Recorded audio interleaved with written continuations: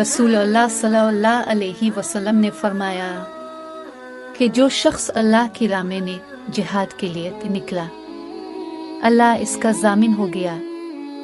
اللہ تعالیٰ فرماتا ہے، اس کو میری ذات پر یقین اور میرے پیغمبروں کی تصدیق نے اس سرفروشی کے لیے گھر سے نکالا ہے۔ میں اس بات کا ضامن ہوں کہ تو اس کو واپس کر دوں، ثواب اور مال غنیمت کے ساتھ، شہید ہونے کے بعد جنت میں داخل کر دوں۔